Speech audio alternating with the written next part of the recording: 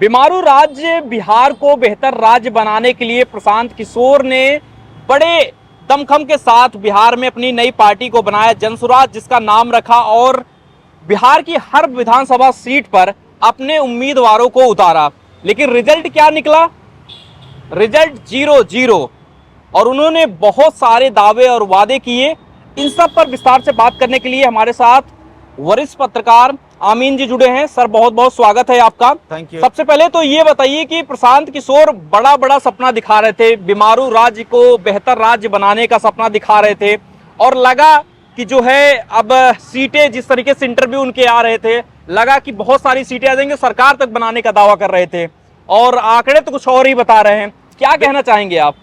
बिल्कुल, ये एक तरह से जो देखा जाए तो ये एक तरह से जो दुनिया मतलब भारत के सभी पार्टियों में जो है वो एक राजनीतिक विश्लेषक और चुनाव लड़ाने वाले जाने जाते थे, लेकिन पहली बार वो बिहार में जो है राजनीति का पहला जो है ककहरा वो सीख रहे हैं, और वो पहले ही ककहरे में जो है वो फेल होते हुए नजर आए।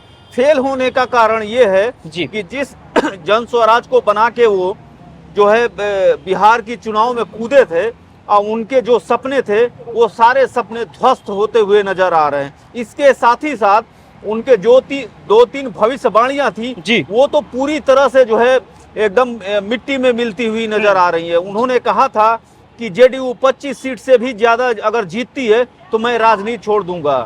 ये कतई नहीं हुआ, और जो है जेडीयू जो है 81 सीटों के साथ जो है लीड कर रही है, उसमें कुछ सीटें जीत चुकी है। बिल्कुल। अभी जब हम ये खबर अपने इंडिया न्यूज के दर्शकों को दे रहे हैं तो इस वक्त जो है कम से कम जो है 81 सीटों पे जो है जेडीयू लीड कर रही है, जिसमें कुछ सीटें जीत चुकी है। बीजेपी 88 सीटों पे लीड कर रही है, जिसमें से वो कुछ सीटों पे जो है जीत रही है। जैसे कहा, दर्शकों को ये जानना बेहद जरूरी है कि हर विधानसभा में कम से कम 25 से 30 राउंड की वोटिंग मतगणना होती है, जो मतपेटियां होती हैं। तो अभी तक मुझे लग रहा है कि लगभग 20 से ऊपर की जो है मतपेटियों की मतगणना हो चुकी है। जो बचे हुए हैं उसमें काफी मार्जिन है। जैसे कहने का मतलब ये है कि अगर तारापुर विधानसभा क्षेत्र को लिया जाए, जहां से उप मुख्यमंत्री सम्राट चौधरी लड़ रहे हैं, वो लगभग 25,000 से ज्यादा की लीड कर चुके हैं। तो अगर बचा हुआ अगर जो है 22 हो ही चुका है, तो अगर 8 बचा हुआ, अगर 30 राउंड की होती है मतगणना, या 25 राउंड की तो 3 बचेंगे, लेकिन वहां पे कहा जा रहा है कि 30 राउंड की मतगणना होगी। तो लगभग इतना पीछे से इतनी मार्जिन को लाना काफी मुश्किल होगा। तो इस हिसाब से देखा जाए तो जन स्वराज जो है काफी ध्वस्त नजर आए।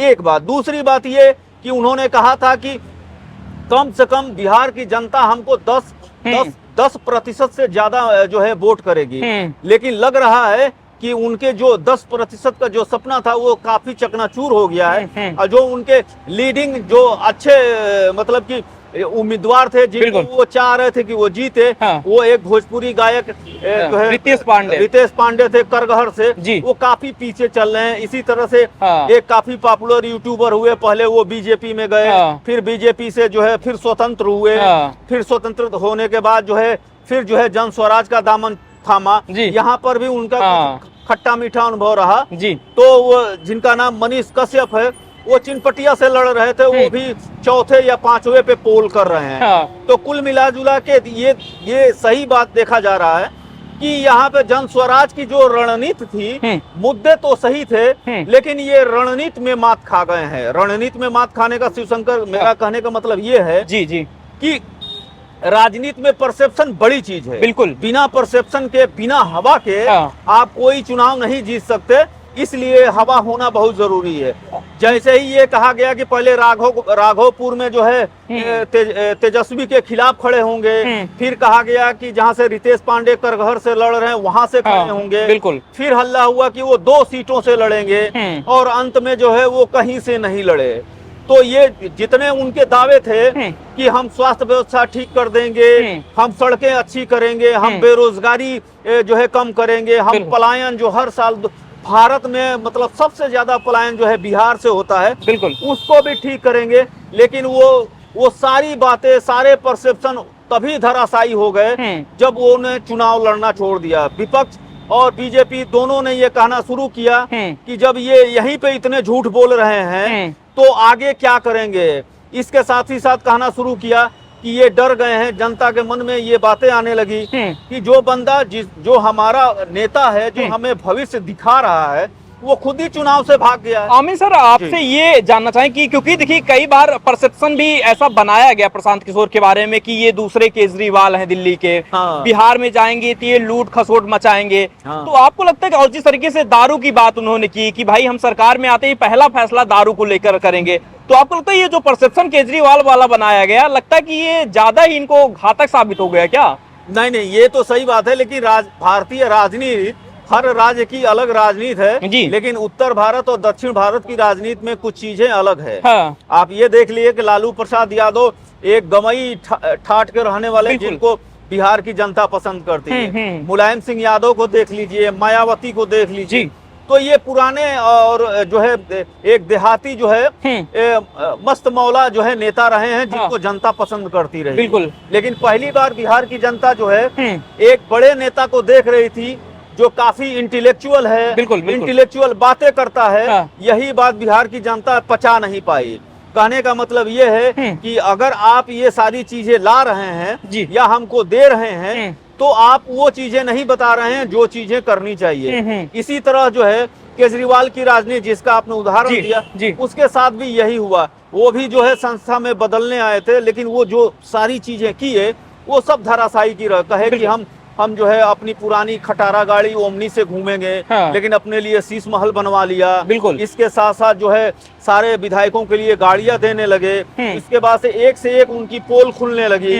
फिर तो अब तो ये पोजीशन आ गई है कि पंजाब में भी उनकी हालत काफी खराब है। बिल्कुल। तो उससे पहले ही जन स्वराज के जो नेता हैं मुद्दे सही थे, बिल्कुल, लेकिन वो टीवी डिबेट और कहीं इंटेलेक्चुअल पर्सनालिटी के बीच में जो भाषण आप देते हैं, हाँ। उसके लिए सही है। लेकिन बिहार की जनता की जो सड़क की समस्या है, जो रोज की समस्या है, वो जो है लगता है कि भारी पड़ गई। और केंद्र सरकार और बिहार की जो नीतियां हैं महिलाओं को लेके, कहा जा रहा है कि इस चुनाव में महिलाओं ने जमकर वोटिंग किया है। बिल्कुल। और मुझे लगता है कि 20 साल के इतिहास में ये 2025 का चुनाव जो है बम्पर वोटिंग हुई है, जिसमें महिलाओं ने जम के भाग लिया है। और दूसरी चीज ये, शिव शंकर आप भी जानते हैं, आप फील्ड में रहते हैं, बिल्कुल, हम भी कभी कभी फील्ड में पहुंचते हैं, तो ये तो दुनिया जानती है, भारत भी जानती है कि जो है 12 महीने या 12 मास ये कह लीजिए कि बीजेपी चुनावी मशीन है, वो चुनाव के मोड में रहती है। बिल्कुल। तो ये एक रणनीति विपक्ष के लिए, सभी लोगों के लिए फेल कर गया कि बीजेपी जो एक बूथ लेवल से लेके कार्यकर्ता से लेके दिल्ली तक, पार्लियामेंट्री बोर्ड तक अपने हर चेन को हर तरीके से बड़े सीरियस तरीके से लड़ती है। ये चीजें दूसरी पार्टियों को सीखना होगा, वरना ये हमेशा बीजेपी से मुंह खाते रहेंगे। आप ये भी देख लीजिए कि कोई जो है हैदराबाद के जो मेयर का चुनाव होता है, बिल्कुल, उसमें अमित शाह जैसा गृह मंत्री प्रचार करने जाता है जी, जबकि इस तरह के चुनाव में कोई भी पार्टी का बड़ा नेता नहीं जाता। बिल्कुल। तो ये सारी चीजें हैं, सीखना होगा। पहली चीज कि बीजेपी से अगर लड़ना है तो बीजेपी की तरह माइंड जो है शार्प करके सोचिए। तो बिहार चुनाव को लेकर दिलचस्प नतीजे आ रहे हैं, क्योंकि बहुत सारी उम्मीदें जो है प्रशांत किशोर जो है इस चुनाव में लगा बैठे थे और उन्हें लगा था कि शायद उनकी सरकार भी बन जाए, लेकिन जनता का मत, बहुमत किसकी तरफ है ये साफ हो चुका है कि एनडीए की सरकार बनने जा रही, जिस तरीके से बढ़त बनाए हुए है। और तेजस्वी भी अपने सरकारी वादे को लेकर फेल होते हुए नजर आ रहे हैं। जनता के निगाहों में वो अपनी धाक नहीं जमा पाए, उनपे जो उनका विश्वास था जनता को लेकर, या कहें कि जनता ने उन पे भरोसा नहीं किया। जनता ने एनडीए पे भरोसा किया, नरेंद्र मोदी पे भरोसा किया, नीतीश कुमार पर भरोसा किया। प्रशांत किशोर ने प्रयास जरूर किया, बहुत अच्छे वादों को लेकर आए जनता के बीच में, लेकिन जनता ने उनको किस कारण से जो है रिजेक्ट कर दिया, ये अब आत्ममंथन का विषय है जन स्वराज के लिए, प्रशांत किशोर के लिए। और एक लास्ट सवाल आपसे लेना चाहेंगे। प्रशांत किशोर से अभी सवाल किया गया, उन्होंने कहा कि ये पार्टी की हार नहीं, ये बिहार की हार होगी। आप इस पे क्या कहना चाहेंगे? नहीं, बिल्कुल, ये सारी बातें मैं पहले ही कह चुका हूँ। हाँ। वो एक इंटेलेक्चुअल है। हाँ। और ये सारी चीजें दिखती है। ये बात सही है। हाँ। हर जो है इंटेलेक्चुअल जगहों पे जो है ये बात कही जाती है कि जो है समाज में जो है अच्छे और काबिल लोगों को आना जरूरी है। बिल्कुल। और वही समाज को दिशा दे सकते हैं। फिर तो बिहार के लोगों को ये हक नहीं बनता है कि वो अपराध पे बोलें या वो जो भ्रष्टाचार हो रहा है उस पे बोलें। बिल्कुल। लेकिन ये इस बात का मैं जो है जन सुराज के नेता का समर्थन करूंगा कि उन्होंने ईमानदार छवि के लोगों को दिया। डिप्टी सीएम सम्राट चौधरी पर सबूतों के साथ उन्होंने आरोप लगाया बिल्कुल कि ये आदमी जो है झूठ बोलता है, ये हाई स्कूल पास नहीं है, या जो भी तमाम बातें उन्होंने अशोक चौधरी के बारे में सबूतों के साथ भ्रष्टाचार दिया। तो ये लेकिन जनता की अदालत में जो है बीजेपी को बहुमत मिला है। लेकिन इसके साथ साथ जन सुराज का जो अभी आप बयान सुना रहे हैं, जी। ये बिहार में जो है जनता का अब ये हक नहीं बनता है कि हमारे साथ धोखा हो रहा है, हमारे काम नहीं हो रहे हैं, भ्रष्टाचार हर जगह रिश्वत देनी पड़ रही है। तो फिर ये उनको बोलने का हक नहीं है। इस बात पे मैं जो है जन सुराज की उनकी बात नीतियों से मैं सहमत हूँ कि जब आप चाहते हैं कि आप एडीआर का आंकड़ा देखिए, उसमें जो है देखने से मिलता है कि 60% से ज्यादा अपराधी हैं। तो अपराधी क्यों हैं? जनता क्यों अपराधियों को चुन रही है जी? तो उसी हिसाब से वो बोल रहे थे, उनकी बात सही है। चलिए, तो देखिए बिहार चुनाव को लेकर प्रशांत किशोर की जो ये बड़ी हार हुई उसको लेकर हम उसका विश्लेषण कर रहे थे और क्या कुछ कमियां रही और क्या कुछ लोग सोच रहे थे, जनता ने किसको मत दिया, इन सब पर विस्तार से बात किए। अमीन सर, बहुत बहुत शुक्रिया आपका। बाकी खबरों को देखने के लिए देखते रहिए इंडिया न्यूज। धन्यवाद।